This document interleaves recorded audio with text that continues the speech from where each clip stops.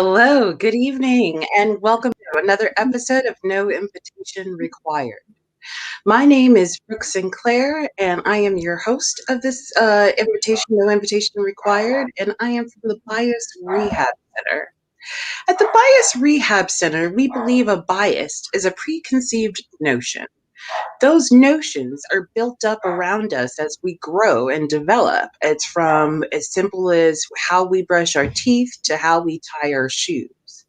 Well, No Invitation is the only show specially formatted to help you transform and rehab your preconceived notions, those biases, and teach you how to adapt to begin living an inclusive lifestyle. Now, before we get into our show, we'd like to recognize our sponsors for today. Tonight, the StreamYard Pro that we're casting from was generously donated by the Beyond Normal podcast. And don't forget to hit subscribe, like, and leave a comment because 30% of all of our YouTube subscriptions, all of our profits are all donated to charities. They're all donated to nonprofit organizations that empower the Black communities. So when you follow the Bias Rehab, you're not just following another endless YouTube channel. You're helping to fund Black tech businesses. You're helping to fund Black-owned schools, and you're helping to feed hungry communities. So whether you're watching on Apple TV or on your laptop, go ahead and hit that subscribe button now. Our guest for this evening is one who is known from wide and far, Ren Navarro. Now, now I'm going to talk about you a little bit. Now, Ren is a highly skilled professional. She is the owner and operator of Beer Diversity. Beer Diversity is more than just a company that educates. It's a resource that's built from a passion and love of the beer industry and of the desire to do better, be better. Navarro's experience in public speaking and history and the drinks world makes her a quintessential voice in the work and outreach involved in creating a welcoming and more diverse environment for beverage producers and beverage drinkers all the way around. Hi, Ren. Welcome. Hi. Thanks for having me on. I'm super stoked for this. I'm super excited to have you. Been counting down. All right. So luckily we were able to get Ren to come. She is incredibly busy, but she had some time today and she came. And so we're just going to jump right into it. So we were just talking. George Floyd. Yeah, I know. I'm like kind of doing the like, what's up? My mom texted me. Yeah. Because it's been, it was a crazy day anyway. I got vaccinated, so we can talk about that later. But my mom just texted me and she was like, best news ever. And I knew exactly what she was talking about. Like, she hadn't even said, she was just like, best news ever. And it just, like I was saying earlier, that this is one of those things that was presented in such a way. I mean, technology is such that you can record whatever's happening at all times. But, I was of age when Rodney King and those trials happened. And, I think I was either late high school or early university. And that was recorded. I mean, granted, it was like a camcorder, but still it was recorded. For that day and age, it was like our minds were blown. If you think you can see that George Floyd video and be surprised in 1990. Yeah. It was like this crazy moment where it was just like, there it is. There's the image of what's happening. Like, we know that they'll be convicted, and when they got acquitted, and, the LA riots. And so kind of having that as your background and saying like, I can't trust what happens. And then finding out that he's convicted today, and also realizing too that, like, we talk about like the George Floyd trial, but it was Derek Chauvin who was on trial. Right. The media kept saying George Floyd, and it was like, no, like he's not on trial. Obviously they tried to do that. That's, how it goes. But seeing that and kind of having this like fear of like Rodney King 2.0 and seeing it. So to hear that he was convicted on all three charges was just kind of this weird, like mind-blowing moment where it's like, I heard people like, there were different reactions to it. I'm like, what different reaction are you having to it? That man killed someone and it was videoed. We saw it. Yeah. And I feel for the young woman who videoed it. I feel for the young store clerk who got the fake 20. Like those are two kids, really. I mean, what is she, 17, 18 now? And the clerk's like maybe 20. And I feel for them because that's on them. And I hope that they can get support from the community and support in every way that they need it to be able to like not move on, but to be able to experience their lives fully and not have this weight and this guilt for what may have started it and what they've captured. And I hope that there is some really great support put in place for them. That's such a good point. To know that, thinking about the gentleman who called the police, he actually did an interview and was saying, never in a million years was he thinking it was going to be that. Yeah. But I mean, I think like, it's, and like, no knock. I mean, I'm in my 40s. And I grew up with my dad always saying like, you can trust the police. If anything happens, you can trust them. Yeah, I know. Right. And I think it changed for him. Like, I was always like, I don't know. I've been pulled over by the cops for driving while black. So I'm already like, I don't know. Right. But my dad got carded like several years back, and it's just like ruined so much for him because he was always like, some of my best friends are cops and they're so great and all of these things. And to see him turn and be like, no, that's it. Whereas the rest of us were kind of like, what? Oh, that's even worse to have them turn. Because he was always like, you can trust them. They're there to help you. And when he was on the receiving end of these like weird moments, he just was like, oh, okay, that's what you guys have been talking about. And so it's just, it's kind of that heartbreaking moment. And I mean, like, people watching are like, wow, I mean, come on, that sounds kind of naive. Like my dad is a street smart guy. But he also tries to see the best in everyone. And I think that, what's been happening and I mean, now he's very outspoken and he's kind of at that point of like, if you're not a good person, you're not a good person. Right.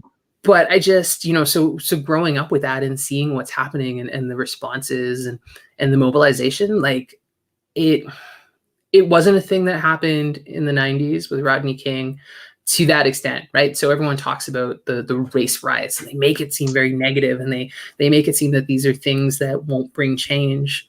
And this, I mean, we talk about justice for George Floyd. Real justice means that he would still be here. Right. So it's,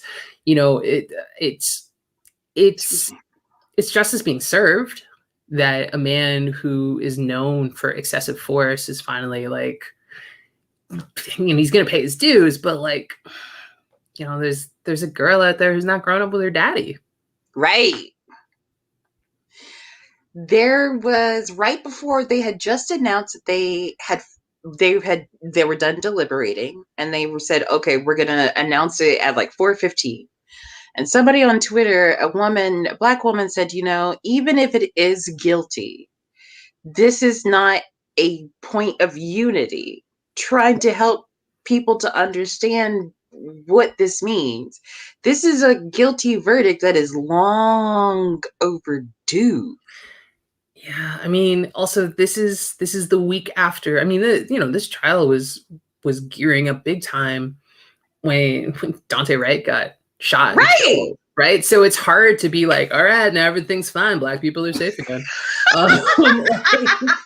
It's just these like we humans, we're such an interesting species. We take these things where we're like, see, we did the right thing, and then we can just apply it to everything. And it's like, no, this happened while these other bad things happened. And like, Oh, I many mean, other. what happened with that, right? Like that woman was 26 years on the force and she resigned and the police chief resigned. Cool. Guess what? Guess who's not coming back? And I think that we keep taking these like little nuggets and being like, well, at least she's off the streets. Yeah, but she had to kill someone in order to be taken off the streets. So, And she trained multiples. She left her lineage there. 26 years of teaching people that. Right. I mean, I'm no professional, but I've seen a taser and I've seen a gun. They don't Mm, look alike. they don't. And great that you yelled taser out a bunch of times, but what does that prove? Like, and it's just these moments of saying, well, she shouted out her intent. I mean, there's how many videos of cops yelling, stop resisting, and that person's just standing there. Right. Right. Not actually resisting. They're actually verbalizing, I am not resisting. Yeah. I don't understand why I'm being arrested. Yeah, and I think that we have to understand that there is this cynicism and there is this distrust because ask any of your Black friends, and we all have a story. And I'm pretty much a square. I don't lead a wild life. It's just like, and I got stories, and my friends who are like equally nerdy, and we're all like, yay comic books and whatever. We've all got stories. Thank you. And I think that we also have to get away from that, the notion of like a certain kind of person attracts this piece. And it's like, I shouldn't be scared of the cops. Oh, yes, exactly. Yeah. Thinking about, so we always try to frame each subject about how can we make this better? How can you adapt, take this feeling, this emotion, this situation, how can you adapt it to living an inclusive lifestyle? So for white people that are watching the show, or maybe are watching the show now, or maybe watching it later, for them to understand how to process this weird feeling that they're having right now, of, it's a guilty verdict. Oh, I guess he really is guilty. I guess killing Black people is bad. How do they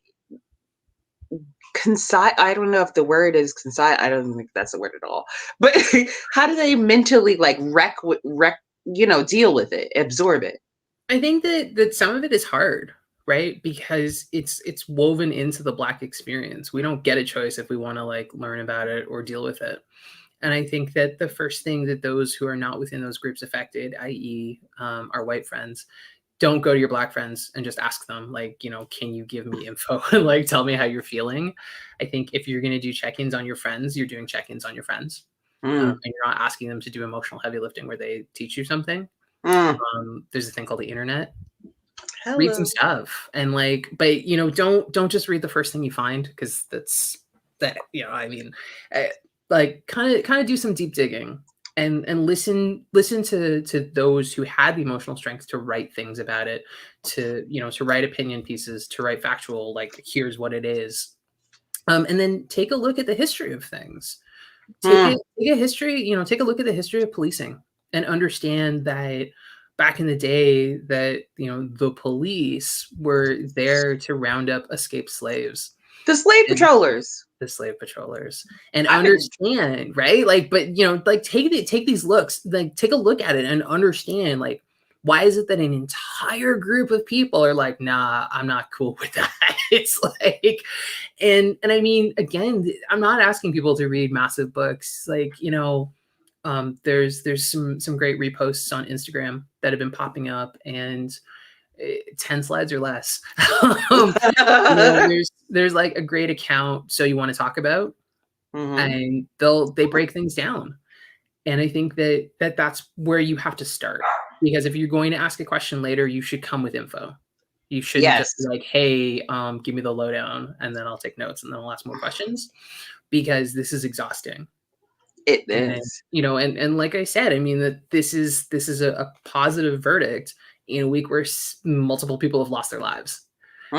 So it's really hard to be like, no, you should be happy. But yeah, do your homework, but don't make it a full project. If you're on Instagram, just follow some Black people, follow some some BIPOC folks who are talking about what they've gone through. We were talking about Adam Toledo, who's the 13-year-old Latino kid who got rid of the gun and then was shot and killed. So it's not just with Black people, What? it's marginalized and racialized groups. Did you not hear about this? There was another guy named Adam. Something else I think it's happened. Toledo. What 13? happened with 13? Yeah. It was in Oh, in the alley at night. the alley kid. I did, yeah. Yeah. See, See, I that's can't the thing. It even. happens so often, and there are so many stories that we're like, wait, which one was that? Right. And I That's think not that's why funny. homework has to be done, right? Like it's to understand that this is happening on a regular basis and that So it's regular. happening to marginalized and racialized people. I mean, it happens to people in general, but look at the disproportionate amounts in which they happen. Chris Como just said it won't stop. The killing won't stop until they start killing white kids. Yeah, I don't really know how I feel about that line. I think I get the intent of it, but like I think of Columbine, and that was a bunch of Right. white kids, and like nothing's changed. So what? At So like, let's all. just start killing kids. Like, what are you saying? But no, you're right. Because Sandy Hook, the majority was like a Yep, majority white school. The one and it in was small Florida, children. right? Florida, where David Hogg and his people came from.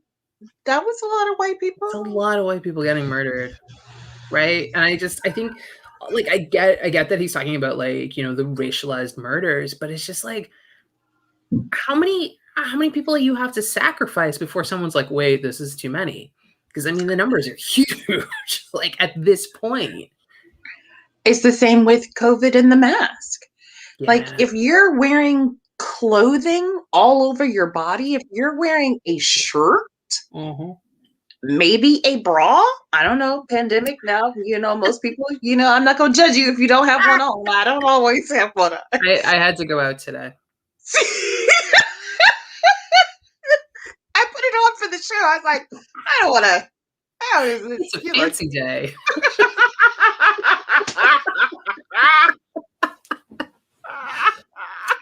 Yep. Company, we're going to have company over. Right? Let me go ahead and put it on. Yep. Yeah. But if you're wearing a shirt, if you're wearing pants, if you're wearing underwear, what's a mask? Yeah, and it's these things where we're taking them to like extreme bits, right? So it's like, this piece of fabric, I can't breathe and I can't do this, and like my oxygen levels. And then you hear people with like super bad asthma being like, I can't breathe at the best of times, and this mask is not bothering me. Right. And I think that like Cuomo's line about having to like murder white kids for people to care, and I'm just like, maybe that's not how you fix it. Like, we'll stop killing people by killing those people. Right. I do. I agree with you. That is a little bit far. And it's statements like that make the far right say weird things about the far left. Yeah. So. And I feel that it's this kind of like weird back and forth about it, where it's like, how do I get you to care? I say like the most extreme thing I can say that like gets your ears kind of perked up. But I don't know. I mean, I don't know how it gets fixed. I think, there's like these easy ways to say it. But just watching what's happening and in the hopes that as these murders happen, that there's like actual consequences for it. Yes. And you don't get kicked out of the police force. They charge you with everything and then they kick you out. Oh, not kick you out first and then charge? Yeah, because I mean, think about it. Chauvin basically got convicted as like a civilian. Right. Right. Convict him as a cop. Yeah, that's what I want. I want impact. I mean, Yeah. I want them convicted regardless. I don't, I'm not like, well, just do it this way. But I think that, again, if we were talking about impact statements and we're talking about making changes to what happens, then it Mm. has to be in people's faces, because it's easy to say, well, he's not a cop anymore. Yeah. It is easy to just say that and then stop trying. Yeah, and I just, I mean, I was watching the news today, whether for good or bad, but they were talking about the whole like thin blue line and how all of these officers who were testifying against him like didn't back him up, and it's just, yeah, it was pretty beautiful. But again, they're talking about him now as him being a civilian and talking about things that he did like a decade ago or whatever it was. So I'm just like, yeah, I mean, it still works and it still worked, but yeah. Yeah. I mean, so someone's probably watching being like, tomato, tomato, like he still got convicted. But I think that again, it's the impact. Yeah. No, valid thing. Because really, that's what justice is supposed to be about, Yes. right? If you do something and they cut off your hand, they impacted your ability to do that thing again. Yeah. But then do you figure out how to do it with your other hand? Eh, maybe you'll find a different occupation. Like if you're a thief and you get your hand cut off, Yeah. maybe you're not meant to be a thief. Yeah, true. But I do wonder. I wonder about the impact of these things and how it'll make changes. And I think that people have to remember that though today's verdict was fantastic, it is but a pebble in the ocean. Yes. You know what? And that is a good place for us to switch a little bit. To switch to our second subject, the invisibility of minorities. So, this topic came to me as a result of some information that was going on Twitter with the various Asian attacks at the time. And specifically, what happened is some people and I were discussing about the attacking of elderly people. If you're an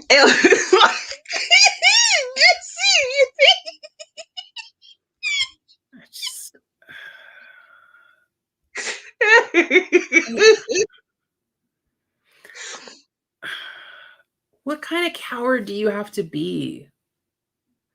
I mean, Always. like, first off, stop. Just stop touching people. But like, you're gonna sucker punch someone's grandmother in the back of the head? Right.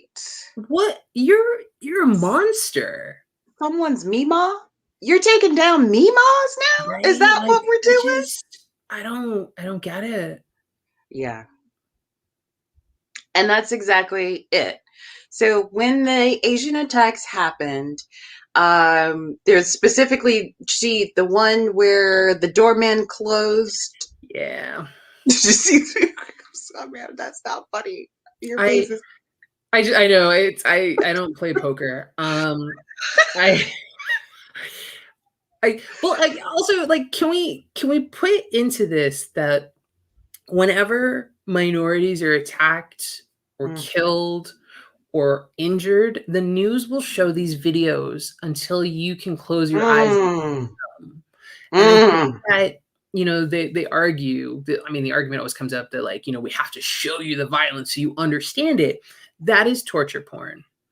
Yes. And it also, it numbs people to it, right? So you're initially like, you're horrified. The first time you see it, you're always horrified. The Of second course. time you're still like, wow, I'm kind of mad about this. And the third time you're like, oh yeah, this is where the doorman walks away and like this happens. And then and then the next time you're like, oh, I gotta go get a drink. I'm just gonna go and like do a thing. Right. And I think that showing it over and over again to the group of folks who are not affected by it, they become numb to it.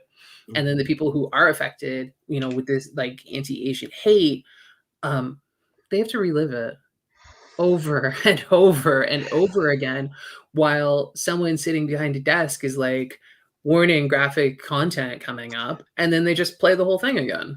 Right. Right.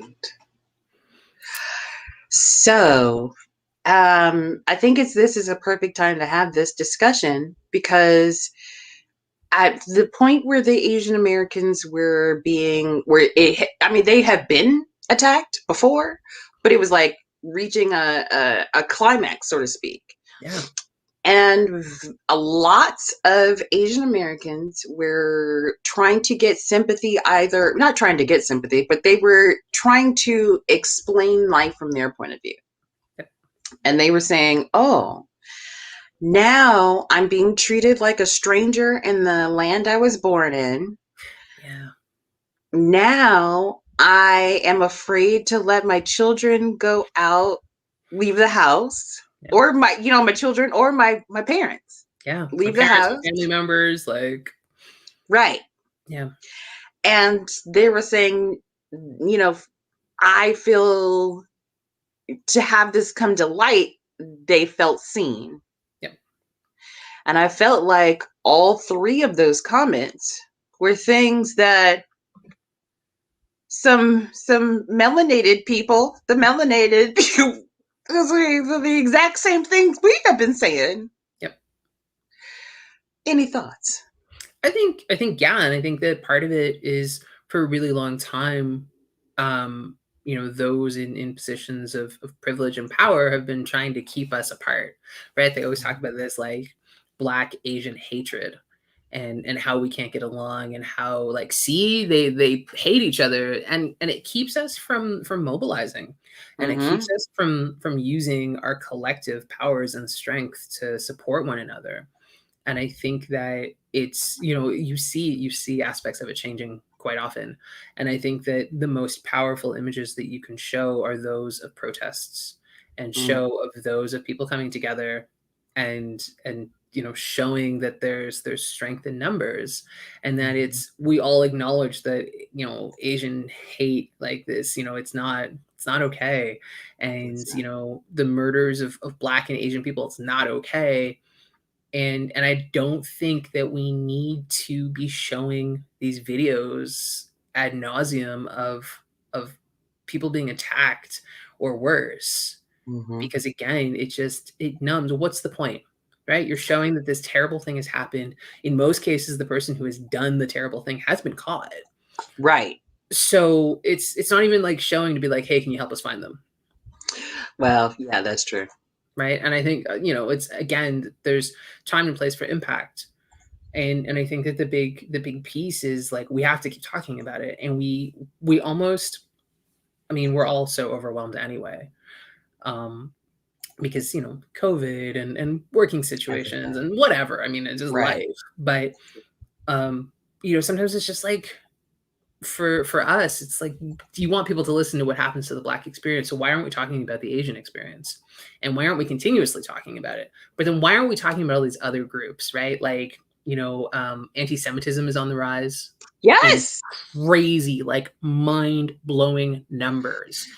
And I think that that's something we don't really talk about, because, people always assume like, if you're Jewish, you're probably white. And it's like, it's a pretty big global religion. I mean, I know white Muslims. You're not just like, oh, well, it's always going to be a brown guy. Like, and I think that we get numbed to these things, and people don't explain it. And it's like, yeah, you can have a Black Jew. Really It's just like, can. and it's not like you're going to know one. You're going to know like large groups of people. But I think that because society is very like, today we focus on this group of people, and then tomorrow it might be your turn. But like, it's like it's the world of the wheel of misfortune. Who's the one we're talking about today? It's murdered Black people. Spin the wheel again. Right? And I think we have to understand, and again, it's whatever your bandwidth is, but understanding that there are a lot of people that need our help. And then there's, I mean, intersectionality, like, Mm-hmm. I mean, my My sister-in-law is Japanese, which means Oh that my niece she's Blackanese, according to my brother.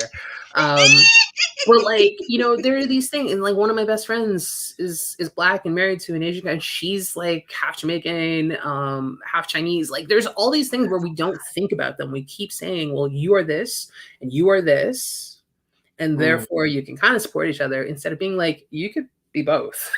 Like, Right. and I think that is what we get distracted from. And Mm-hmm. and I think that it hurts what happens, because then again we have to go through it in waves, right? So like we'll talk about the Latino and Latina populations, and we'll talk about Black, and then we'll talk about the Asian communities, and then we'll talk about like the Jewish population, what's happening like with anti-Semitism, instead of being like that could be one family. It's all one problem. Yeah. Are there are Asians being attacked in Canada as this? Oh, really? Okay. It's bad. It's really bad. Oh. There's still a lot of protests that are happening, and it's still, big issues of it. I think Really? the problem is that Canada is seen as very progressive and very friendly and very open, Yeah. and we're pretty darn bad. Oh I mean, I love living no. here. Please don't get me wrong. Okay. I'm very thankful to live here, but I think we need to get rid of this like, gee willikers, Canada's really safe. Um, where I know, I just like sometimes I think that we're just gonna be like, come here for a second, we're just gonna sucker punch you. Like, because we have these same problems. Like all of those Oh, groups and all of those issues that I've just said, like that is happening here. okay. And it's happening daily, and not all of it gets reported. We talk a lot about the States because that's where, our news is. Um, Uh-huh. but like marginalized people and the invisibility of minorities, like you want to talk about that here, it's huge. I'm in Yeah. Ontario, where the vaccine distribution has been laughable. Uh, Oh, like that it's is not what I thought you were getting ready to say. it's bad. It's really bad. So at the beginning, it was, they did it in phases. So it was like long-term care, and then there were kind of like some healthcare workers. Teachers are just getting vaccinated, like at this point. Yeah, exactly. Like, Okay. talking about that, but talking about like low income or socioeconomic issues, or people who are deemed essential. Hmm. My friend works in a burger restaurant, and he's a wonderful man, and he's deemed essential. You don't Yeah. need a burger right now. And if you do need a burger, that man who is making the burger for you should be vaccinated, but he's not. So, and who's working there? Like, who are the kids that are working there? What are their backgrounds? Are they living in households where there are eight, or like eight different people of three generations? Because like our communities are built on that. So Right. you see these areas where there's like widespread, because mom, dad, the kids, and the grandparents are all in the same house, and mom and dad are essential, and they have to work at the Amazon factory, and there's no Mm. break. But hey, Amazon mail's got to go through, and then the whole family's got COVID. So Mm. and it's happening in large numbers, really large numbers, and there's huge fights about it. The only reason that I got vaccinated is because AstraZeneca is back, because they had changed the age range for it, because that's the one that you could get blood clots, but like the numbers on it were, I have better chances of getting blood clots in other ways. Oh I have better wait. chances of like getting hit by a bus. So Yeah. it's, but it was like 55 and up, and Oh then yeah. they finally changed it, so it was age 40 and up, and suddenly me and a bunch of my friends are all vaccinated. Like, but I don't get my second vaccine for another 4 months. 4 months. Welcome. Does it even work Who knows? Who knows? like Probably that? just sugar water that they're injecting me with anyway. So, so it's, yeah, like August is the earliest I can go for it. It's bad news bears over here. And the things, Oh and Lord. because, if you want to talk again about that topic of the invisibility of minorities, Yeah. it's not a lot of minorities who are at the front of that line.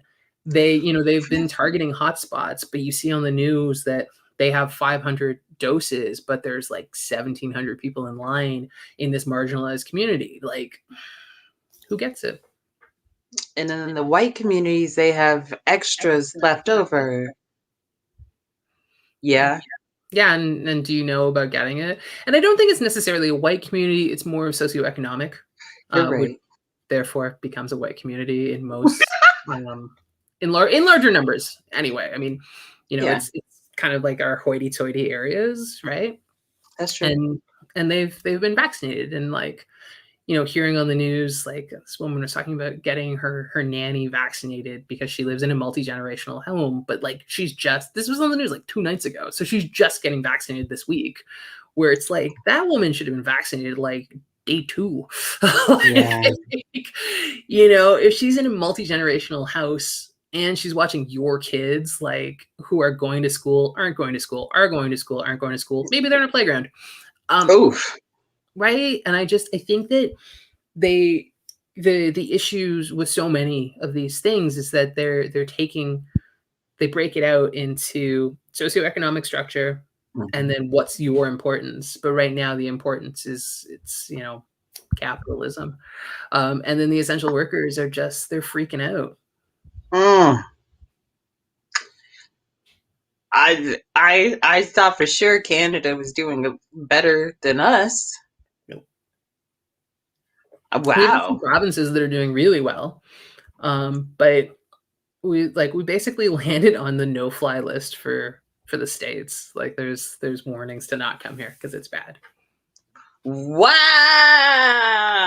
I thought Yeah. that we were the no-fly people. You were at the beginning, and then things got better. Good for us. But I know, right? And like, not to get political and just keep it like really high level. I thought we were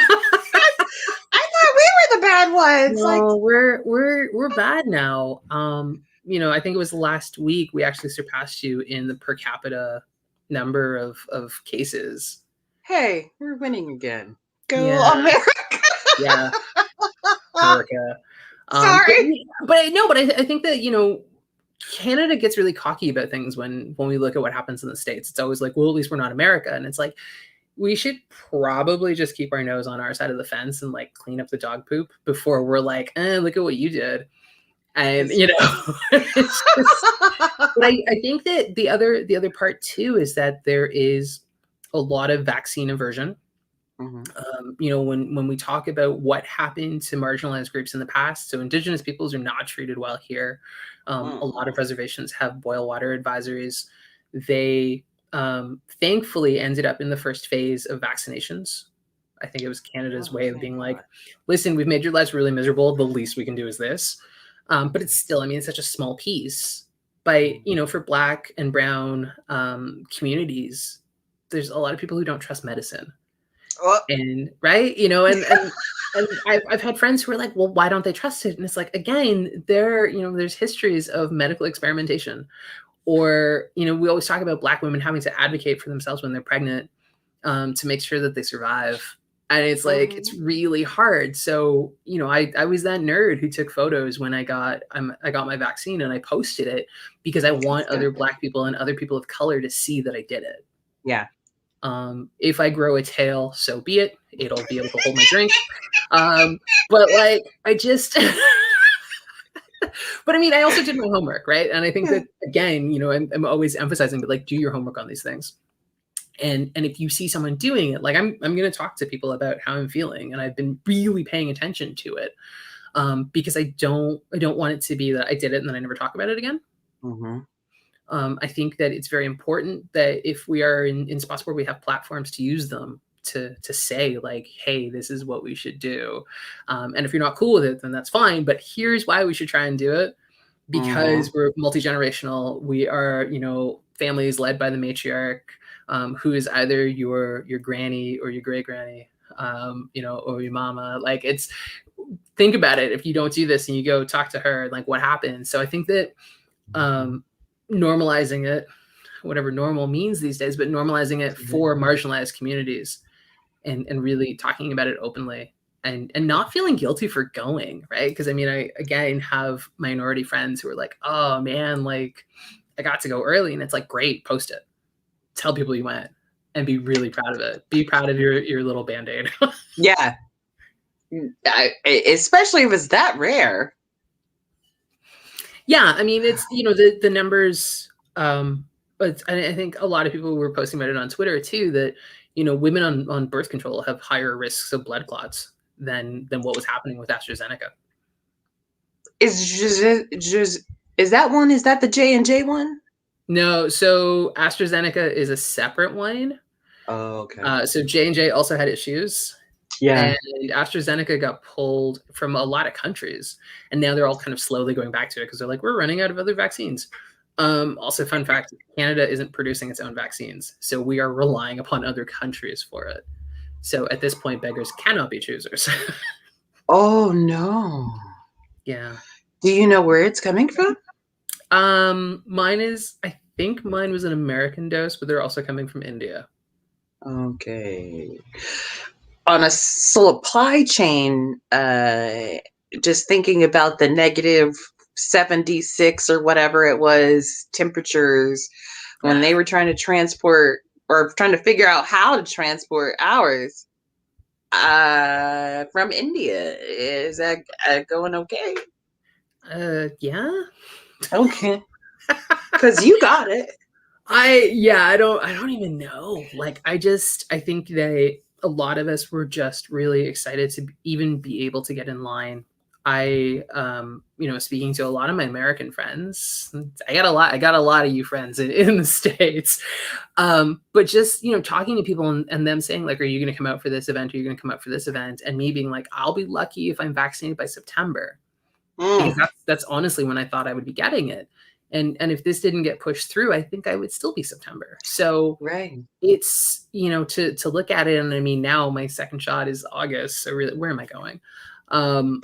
But I think, but Okay. again, it just there's these educational moments that aren't happening, or um, how are you dealing with different diverse populations, like older populations? They were like, well, we didn't get a lot of people from this age range, and it's like, well, because they're not on the internet, and you Mm, didn't give them enough phone numbers to use, and just like these things where it becomes a domino effect. yes. If you're like East Indian, West Indian background, and you're older, and again you're in a multi-generational home, but the kids aren't home because they're out working, who's making that appointment for you? You have to wait. I helped my auntie. I taught her how to use her phone. Right. And I think that there were a lot of those things that, and that's why we end up in trouble, Yeah. because we're of the assumption that everyone is technologically sound, and it's like not everyone is, and not everyone is in a situation where they will have access to that. Some marginalized groups, like, what's Wi-Fi? Because I I can't access literally the was about to say library, that. right? I use the library Wi-Fi to do my appointments, and now I can't get in because of these things. So how do I make the appointment? And I think a lot of that wasn't taken into consideration for those Mm. minority groups. For those people who identify as part of the whiteness system, and I'm glad you corrected me about that because it's not about real white skin anymore. It is about the socioeconomic upper crust lifestyle of that program of whiteness. do they do they think about, or have you seen where they are willing to come down and like really educate people and talk on a one-on-one basis, kind of own their past mistakes and say, yes, Henrietta Locks, we stole it, we stole it. Yeah.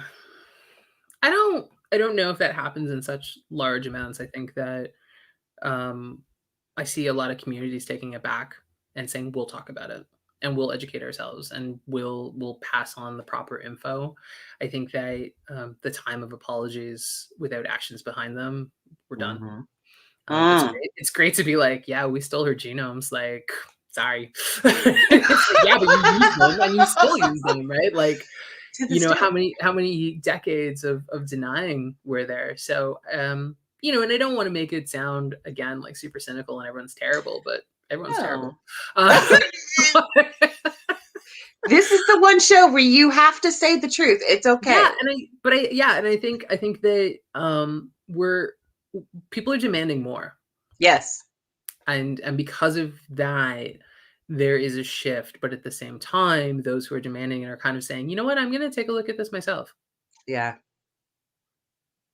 Yeah. Yeah. And I think that's the importance of it, that it's not just to sit back and wait for an answer. It's like, "Oh, I'll just go find it." No, you have to work for the answer. Yeah. Thinking about the children, the offspring. I know that we're coming up soon. This has been awesome. Thank you again for being here. Thinking about the offspring, teenagers, Columbine, your hormonal things are going on inside your head that you've never had before. Is there a way to somehow teach them that what they are experiencing should not be the norm? I think that we have to start breaking that cycle of trauma. Okay. And I think that part of that, what kind of news are they getting? What are they watching? Where are they getting their info from? If they're watching the nightly news, then they're getting more trauma Mm-hmm. and they're not getting full explanations of things. Um, because again, those videos of things are just over and over and over again. It cycles. I Mm-hmm. think they getting the mentorship and getting them access to see what can be and the changes that you can make. And I think it will take time. I don't think it's going to Okay. be an overnight, like, this time next year, everyone's going to be hunky dory. Nope. I think it's going to be a while, but I think if you start kind of not quite fully shifting the camera, but kind of turning it slightly, Mm-hmm. and so they still understand that there's, these are the bad things that happen and these are how it's shown. But if you can say, here's how we explain it in ways where there are tangible changes that you can make. Or did you know that you have the power and the strength to be able to do these things?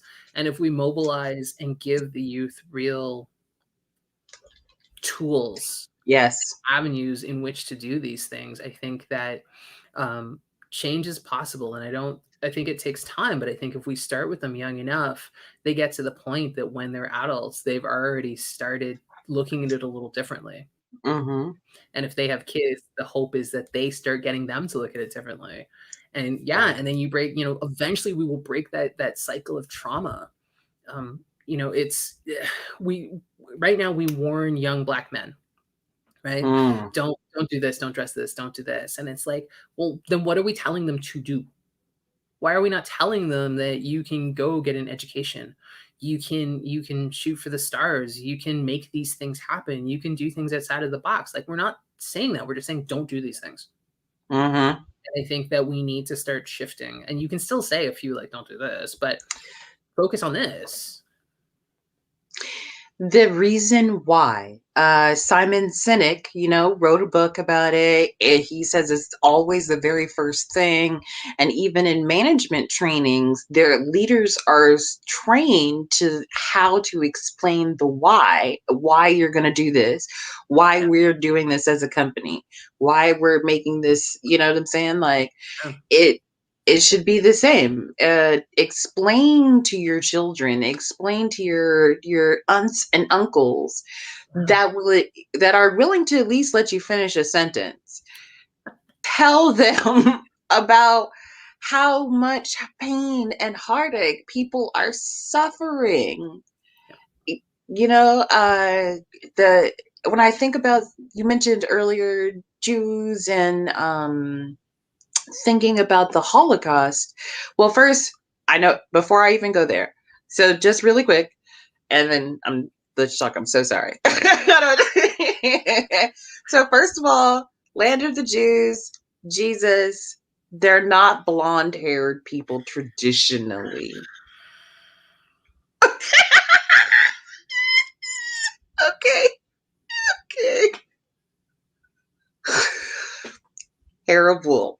So anyway, take that. Then the Holocaust. The Holocaust was about 5 or 6 years long. before it was finally stopped. So I feel like 4 generations for and then some for Black people, we're done. We're done. We're topped out. We're done. I, I think, but I think that like there's these pieces of history that can't be lost.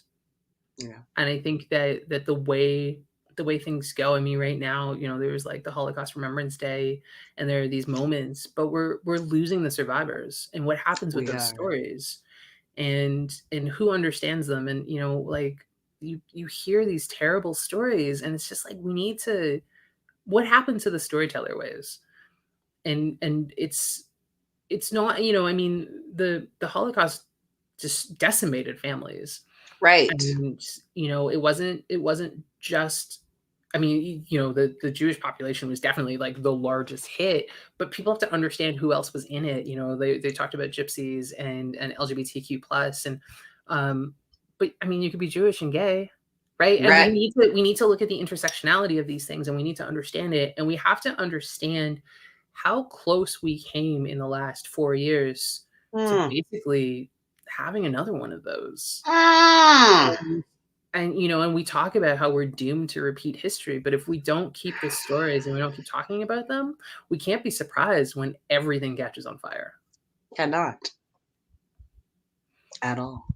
Yeah, and I think it's absolutely amazing. I mean, there's kind of this ignorance of youth, and I think to some degree of adults. I mean, there's things that we don't learn about, and you know, in Canada, we learn about residential schools almost on our own. And that was so Indigenous youth and children were taken away from their parents and from their families by force. So Oh, it was the '60s sweep, and put into residential schools where they basically had their cultures beaten out of them, and they were, you know, so their hair was cut because in, you know, a lot of Indigenous groups, like you grow your them going hair and to get right. strength, and so they would cut their hair and they would give them you know, Christian names. And so, you know, when we learned about it in school, it was kind of this high level, like this was really bad and now they don't exist anymore. And it wasn't until I was an adult that I found out that the last residential school closed in 1996. Oh, oh And wow. and so on the books there's something called the Indian Act, which has been going for like 150 years and it's still going. And, you know, and these are Oh, things again that we're not talking about. So like marginalized groups, and I mean, this isn't our land. Like we are settlers. And hello. but we also have to look at it as in terms of who are the settlers? Like you know, I acknowledge that I'm a settler, but I was brought here, like my family was brought here in what way? And under duress, but still I stayed, right? So, you know, there's these things where there's like interconnections. Again, like so many of these pieces, you can't just be like, this is a standalone issue. It's I not a think that standalone yeah, it issue. just it's all kind of terrible. But I think that if we make the effort to educate, to try and Mm. avoid some of these terrible things from happening over and over and over again, and then teaching these newer generations of why it's important and what the impact will be upon them. Because sometimes it's just the "what's in it for me" line, and it's like, do you want to live to see 70? Because right now we're having a really hard time making it to 40. That's all. Yeah. Right? Like, I think that, you know, it's just sometimes you gotta make it simple and, like, lowest common denominator, but it's it's really about having open conversations and letting people, learn, and, you know, if they get it wrong, then you gotta learn from what you got wrong, and you can't just be like, "Oh, well, yeah, on to the next thing." Yeah, you know what, Ren, your computer cut out or you froze a little bit. Can you say that last line again? I think that was really Oh, yeah. impactful. I want to make sure that people I hear just think, that. you know, about if you get it wrong, that you don't just walk away from it, and that you learn Amen. from that. And I think that a lot of the time people just kind of do the like, well, this is too hard, I'm just gonna go. And it's like, no, these are people, like lives and generations and things that we have to address, and that we have to acknowledge, and just you can't just leave it. Yeah. If you're wrong, you can't just walk away. Write that down. Yeah. Because it's, you know, I mean, it's like board games. You're like, I'm losing. This sucks. I'm out. And it's like, no, this is life. Like, you don't just get to be like, I'm losing. This sucks. I'm out. This is Like, not this. We don't spin the life. It's not like, woo, I'm gonna yeah, win. yeah, I Hmm. know, right? Well, that really makes you think. Well, thank you. Yeah, this is I. great. This was good. This was very good. Hopefully, our audience got some really great notes and some information that they can take home and digest and absorb. And Rin, I want to thank you again for coming on to the show. Thank you for allowing yourself to be unapologetically, excuse me, being black. Thank you for being black and and vulnerable. Because that's all the words I can say. It's amazing. I love it. Thank you. And to our audience at home, don't forget, at the Bias Rehab Center, we're not YouTubers. We're activists using YouTube to get our message across. So the Bias Rehab is the most fun you can have discussing these really hard topics. So we want to invite you again. We're going to be back in about 2 weeks. So we do every other week now. And so come back and join us again for No Invitation Required. I've been your host, Brooke Sinclair, and I'd like to thank you for joining us today. Have a good night, everybody.